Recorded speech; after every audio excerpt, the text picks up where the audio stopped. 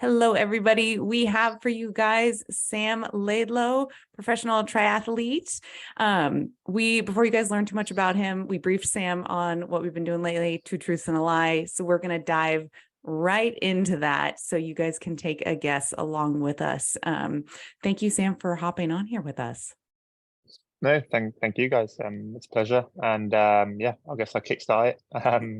My two truths and a lie. The first one is I got into the final at my school's singing contest, but showed up late and lost. Second one is I once cycled back 130 kilometers from school with my rucksack when I was 13. Okay. And the last one is I know how to play the flute and violin. Okay. Wow. Okay. Amanda, Amanda, what do you think? I don't know. There's two like artistic musical things in there. Yeah, singing, violin, flute, and then cycling. I feel like the cycling with a rucksack is like plausible situation here. But does that make it the lie? Yeah, it's a good it's a good question. I'm gonna say the flute and violin is the lie. Yeah, maybe it's like guitar and drums instead or something like that. I don't know. I'm gonna go with Amanda A on that one. What do you think, Amanda P? Well, I'll just take the crazy answer of the bike riding with the rucksack. Okay, don't tell us the answer, Sam. We will reveal it for the listeners at the end. Some of these answers might come out when we start to learn a bit more about you, but how did you get into triathlon? Give a little bit of a background about your kind of like upbringing and what drew you to the sport. Yeah, so my parents moved to France. I was born in the UK. They moved out here to set up a triathlon training camp business. So very early on I was kind of surrounded by athletes. I kind of had a normal school, but I was coming back home to meeting people from all over the world. And it's a very it's a small family owned company, and we generally sit around a dinner table with them. I just heard from a very early age, I heard about Kona and Ironman and etc. And so yeah, as soon as I could, really, that was my dream. And we had so many people coming through the door that just for some reason believed that I could get there. And yeah, I'm knocking on the door right now. So that's been a nice journey. And also all these people have seen me grow up and become the athlete I am today. So that's how I got into it. Amazing.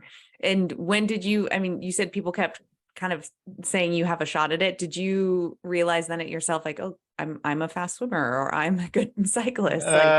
Yeah, well, it's kind of that typical thing when you're a kid, you just say whatever, like when you're a kid, you're allowed to dream, right? But for some reason, once you're like an adult, suddenly people look at you a strange way if you carry on. But I just always, I don't know if it's because I'm stubborn or what, but I always kept that belief and just kept saying that I wanted to win Kona. And I had everything to do it. You know, my dad's my coach. And I'm in a perfect environment. Like my mum is a great cook, and like the surroundings here, we organize triathlon camps, so I have everything to do well. And that's also, I mean, it can be a benefit, but it's also added pressure to some sort, because if you don't perform, then it's like I know I have it easier than some people, than a lot of people, in fact. But I still think everybody has their own challenges, and it's definitely not been all plain sailing to get here. Wow. Yeah. So you said your mom is a great cook, been supporting and fueling some of your efforts, it sounds like. Yeah, definitely. We're actually all pretty keen cooks. I live in the same small town, and I spend a lot of time now at my parents. But my dad is actually cooking right now tonight. He's doing a lentil dal, I think. But Yummy. No, yeah, we all like to cook. But my mum had actually worked for like Keith Floyd and had been in the restaurant business before. So wow, she's a pretty keen cook, and we get so much like fresh local food produce here. We have like a daily fruit and veg market, and which also makes a difference. If you live right in the middle of a big city like Paris or something, it's probably much harder to get hold of some fresh local produce. But yeah, so I would say we all like cooking, but my mum, just from like a time schedule, will provide the food more often. Nice. And you said you're in France now? Yeah. And how far outside of like Paris are you? Pretty much as far as yeah. Oh, really? Yeah, Outskirts. I'm on this. I'm right at the border with Spain, so Okay. along on the Mediterranean coast. Wow. Yeah, like if you can picture where Barcelona is, I'm like an hour and a half north from Barcelona. Barcelona Cool. being in Spain, obviously. But Yeah. Wow. That's great. My husband's parents both grew up in France but totally okay. different. Yeah. And I know my mother-in-law was in Paris, but my father-in-law was I forget the town name, but it was somewhere near some very like tall, snowy peaks, I think. And he ended up becoming a chef from doing a lot of stuff in France. But yeah, the cooking, he always tells us amazing stories. But yeah, so with what's your view on French cooking? Well, oh my goodness. Anytime we get invited over for dinner, I'm so stoked about it because he does such a great job. I mean, from what I understand, he had a pretty rough like go around. I think he got sent to like military school and then like failed after that and then found the chef life and like, worked under a lot of well-known chefs in the industry and then made his way to the California coast and did that whole thing and then ended up being the head chef at a spot out here. So nice. But yeah, he does a really incredible job. There's definitely a lot of similarities I find between the attitude of a high level athlete and like a high level chef, because it's like you have to have a kind of addictive personality, you need to like go to bed thinking about that and wake up thinking about that. And it's a lifestyle, it's not a job where you just switch on and switch off as such. So yeah, I've always thought to myself, like, if I wasn't born into the sport, I would like to have given chefing a go. But yeah, he worked some long hours, like goodness gracious, he's on his feet all day and it's go and addictive personality 100%, I would say. But makes some incredible food. He's retired now, which is great. But I mean, with the cooking and stuff, what's kind of like your go-to meals? When you travel, like how do you make adjustments for that kind of stuff as well? Does your mom travel with you and keep cooking, or what is that like? Yeah, she will start to now. I can afford to kind of bring her with me, and also like cover the costs of her not working, I suppose. But for instance, like in the lead up to big races, so like the World Champs in Nice, she'll come, and she's also taught. I have a nutritionist who follows me, who's just a good friend of the family's. Who she was initially a guest actually, who came out here on camp. Awesome. We've been working with her, but she's based in Ireland, so it's my mum is great mates with her, so it kind of it all happens quite naturally. If my mum will have a chat with her, and we might adapt a few things. But the main thing is about 2 years ago, I got like I was struggling to train consistently. I was just I could have 2 rest days and wake up the next day and feel really tired, and basically like my tiredness levels weren't really dependent of my training, which is frustrating. It's okay to wake up tired if you've just done a massive day's training, but so I'd been working with this doctor in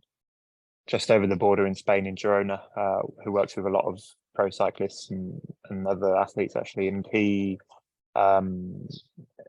basically found that I had like a severe what you call leaky gut, but I guess we all have more or less leaky gut. It's just that mine was pretty much, and I know because the lab they use, they send me I don't know, a scale where it goes from like 0, which is in the red, and it goes to green being 10, and mine was like a 0.3 or something. So it was like as bad as you could get. And I'd been training for, I don't know, maybe 12, like 10 years plus without really knowing, because I was just too young to, I don't know, like look into it or even have the budget to go and see a doctor or like a private doctor, and etc.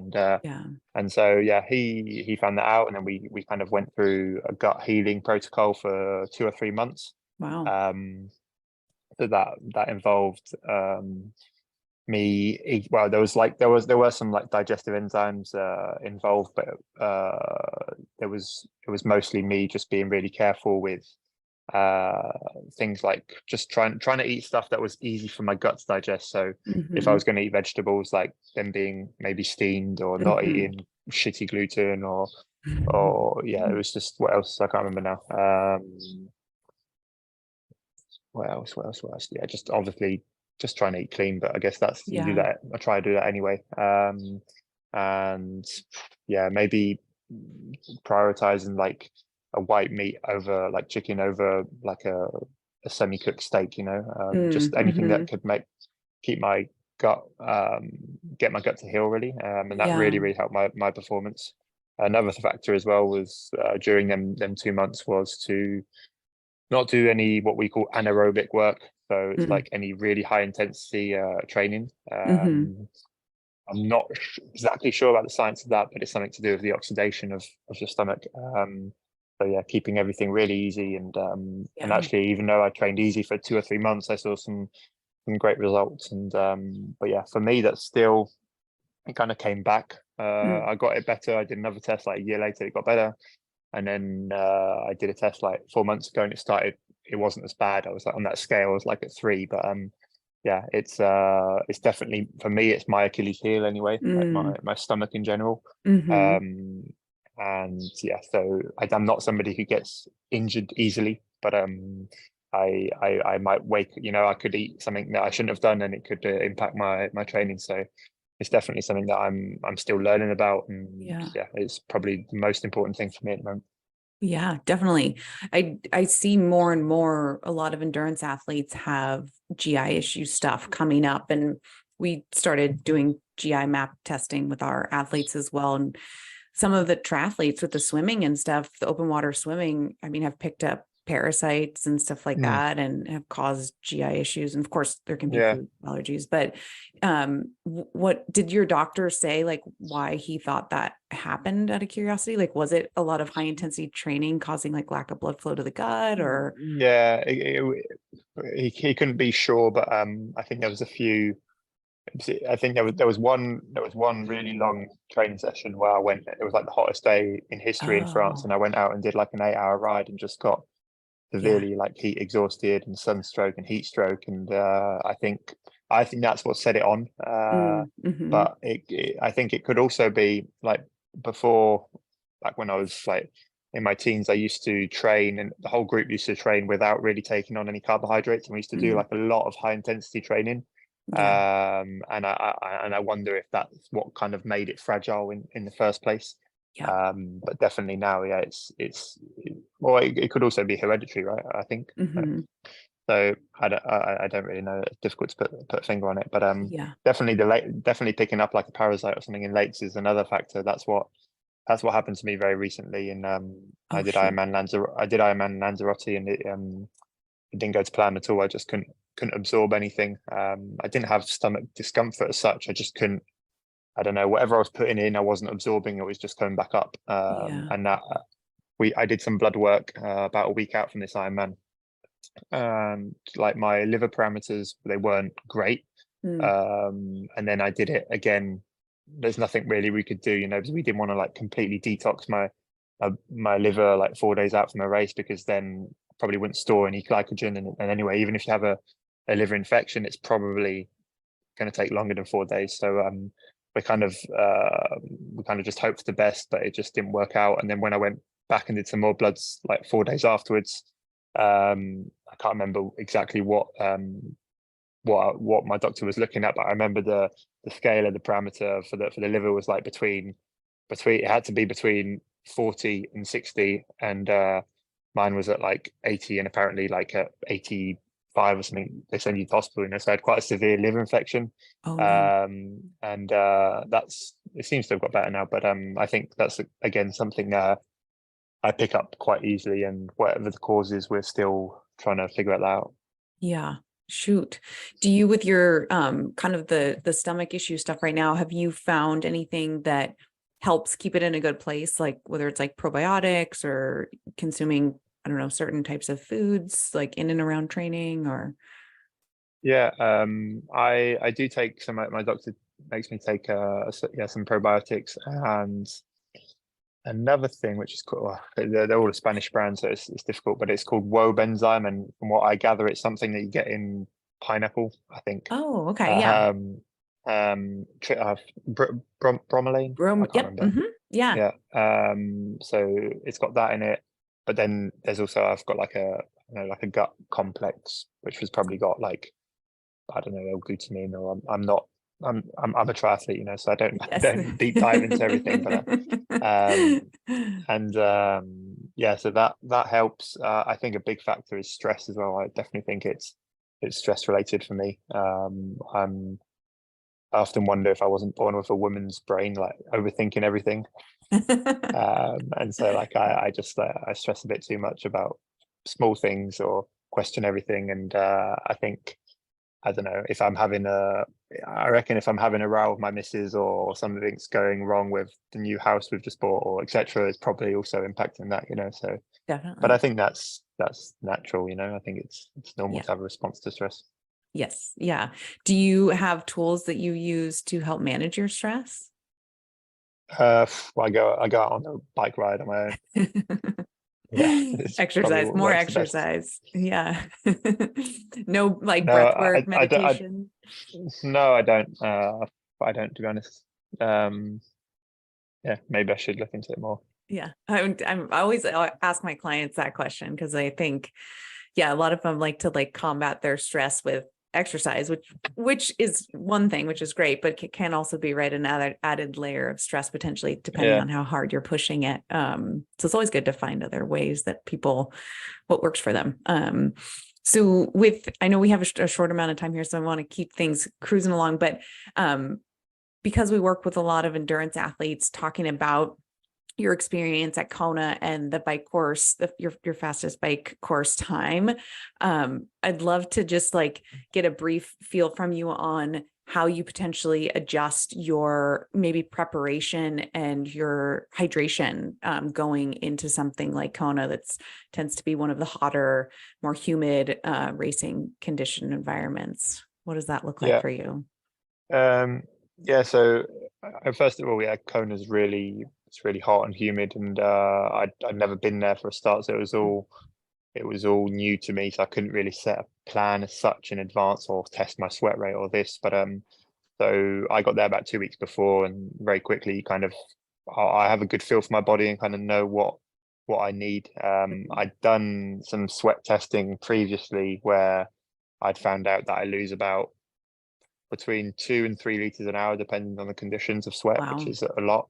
Yeah. But I'm not a very salty sweater, so I'd only lose like 300 to 400 milligrams of sodium per liter. Wow. Which could add up to, I mean, that could add up to still 1200 milligrams per hour, you know, which is still quite a lot. But so yeah, I kind of based myself on that, and then I worked at the race would be like around 8 hours for me, and how many kilos could I lose basically, like before it being really bad for my performance or being dangerous. And because I've had lots of races in the past where I've just even though the conditions are cold, I would be sweating and I'd just get severely dehydrated basically. And end up in the medical tent. So my main goal for this race was really to keep on top of my hydration more than anything. I'd always, in my previous races, I'd always set out like a nutrition strategy, but rarely a hydration strategy. And nutrition, I always do, it depends, maybe I would say about 130, 140 grams of carbohydrate on the bike. Wow, that's great. And maybe 80 or 90 on the run. That's not something I do in training all the time. The harder it is, the more kilojoules I'm putting out in an hour, the more calories I consume, and it's kind of that simple. And also, I don't think everybody needs to copy me, because I'm doing 320 watts during an Ironman, but somebody who's doing 200 watts won't necessarily have to put out the same amount of calories. Putting the same amount of carbs, sorry. So yeah, and then coming back to the hydration, I'd set out to drink, I think it was 2.5 liters an hour, because that would mean that I would only lose like 4 or 5 kilos in the race. Wow. But trying to drink 2.5 liters an hour is really, really tough when you're going flat out. Yes. So yeah, I know that like when I come out of the swim in transition, I had to like down a 750 ml bottle. And then on the bike, every single aid station, I had to drink 500 ml on top of the bottles I had already. And anyway, so yeah, I'd set out this proper plan, and it was a perfect day where like nothing, like everything was going in. I didn't miss an aid station. So that's something that's quite common as well in a triathlon, like when you're cycling at 45k an hour or something and you just missed a bottle or something. So yeah, everything went smoothly. And yeah, I think I can't remember exactly, I have it written down, but I think I was aiming for about 600 milligrams of sodium an hour, or a bit, I can't remember, maybe a bit more. I don't like to overdose the sodium, but you can lose quite a bit of salt without it being too bad. But if you take a bit too much, then that can also really hurt your stomach. So Yeah. I think a lot of age groupers have GI issues, probably because they don't train the gut in training, or because they'll try something completely new. You know, they might try the race course nutrition gels on race day, not before. But yeah, the truth is, if you're doing training and put in 20 grams of carb in an hour, and then you get to a race and try and put 80 in, it's not going to work. You know, it's Right. like if you suddenly try and run 4 times faster than you've ever run, you're not going to last very long. And it's something to see quite a lot. But I feel we're kind of over the worst of it. There was definitely, well, we see it because we have a lot of age groupers here come here and train, and there was definitely a period where people knew nothing about nutrition, you know, and it was just like, oh, there might be a guy who only works on bananas and another guy who only takes sugar or this or that. And but now it seems to, I don't know if it's because of what, internet, or just, yeah, it's such a big industry anyway, isn't it? The sports nutrition. And I think it's very easy to kind of do the basics quite well. Yeah, definitely. And with kind of the intake on the bike and the run, what's your go-to products that you like to use that work well for you? So this year I've been using Morton. I signed a contract with them at the end of the year. The last year in Kona, I was working with a Slovenian brand called Endurance, but effectively they all put a mixture of glucose and fructose in their gels. Morton have patented their own hydrogel technology, which is meant to kind of go straight to your small intestine and not sit in the stomach. And yeah, it seems to work well for me. The only thing that I would say, so Morton also have their drink mix, which also turns into this kind of hydrogel. I don't know the exact molecule, but it kind of almost turns it into like a very runny gel kind of texture. And the only thing is that you need, I find anyway, from personal experience, that I really need to separate like nutrition from hydration. Like I can't take that 500 ml bottle as 500, but that's maybe got 60 grams of carb in it as 500 milliliters of fluid. For me, that doesn't count, because my body thinks it's food. It doesn't think it's water. And I might be completely wrong, but I certainly feel that, and it may be because I'm such a heavy sweater, but I feel that like if a drink is like more than 20 or 30 grams, for my body thinks it's fuel and not hydration. So most of like the electrolytes I use, I've used many in the past. I've used Precision Hydration, and I think in Kona I was also using Liquid IV. So I did about half and half with that. And but it's difficult in Europe to get hold of good electrolytes actually. In the US, I don't know if it's the rules or regulations or something, but you seem to be able to have like much higher sodium intake, or I don't know. It's very difficult to get hold of electrolytes like you can in the US. So often I end up like ordering it from the US. Nice. Do you have to go through the feed to do that, or doesn't, because the feed ships to Europe, I think, right? Yeah, it probably does. I can't. Yeah, I have ordered from the feed, but they sponsor every triathlete from me, apart from me, really. So Oh no. I'm not going to give them any business. No, I'm Cut kidding. this part out. No, I don't care. I don't care. And yeah, but I think I I think it's difficult to find good hydration brands, and if you recommend any, I would. I mean, you can obviously like make your own stuff, whether Yeah. it's with coconut water or I don't know, Yeah. lemon juice and so salt and etc. But I think I quite like when you get to a race having something that's like really precise and Mhm. like this, every single packet's the same.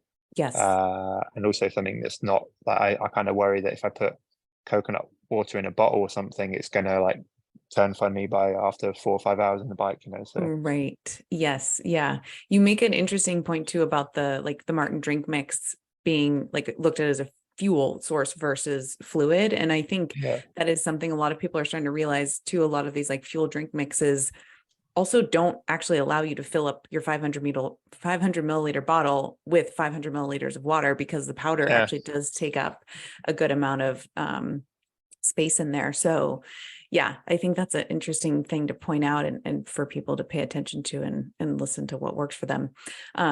Again, I want to be mindful of your time here, so I'll tie things up and circle back to your 2 truths and a lie. So I think the first one was you said you got into a school singing competition, but then you were late. I got into the final. I got into the finals. And then I showed up late, so I lost. Okay. And then you cycled, I think it was like 13 something, was it 130k back from school when I was 13. Yeah. Oh my goodness, with a rucksack. And then you know how to play the flute and violin. Was the other one? So we guessed I forgot what we guessed. The flute and violin, I think, was ours, Amanda A, right? What was the lie?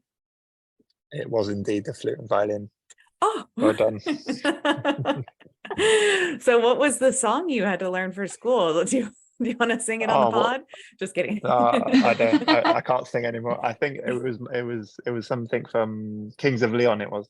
Oh, cool! Yeah. Awesome. Yeah. And then I remember once and then the second one, this cycling back from school was, when you're 13, 130k with a rucksack is a pretty long way. Yeah. Wow. Yeah. Goodness. Yeah. Good for you. So let's see, where can our listeners find you, follow you? Where can they find you? The usual. I'm on everything apart from Twitter. I have an up and coming YouTube channel. I've been watching which is it. Just Yeah. Sam Laidlow. And then Instagram is my main social media platform. Awesome. And your handle is on Instagram is Sam Laidlow also. Perfect. Awesome. Well, we will link that in the show notes for our listeners. And thank you so much for joining us today, Sam. I appreciate your time. And this was great. Thank you. Appreciate it. Thanks a lot. All right. Bye-bye.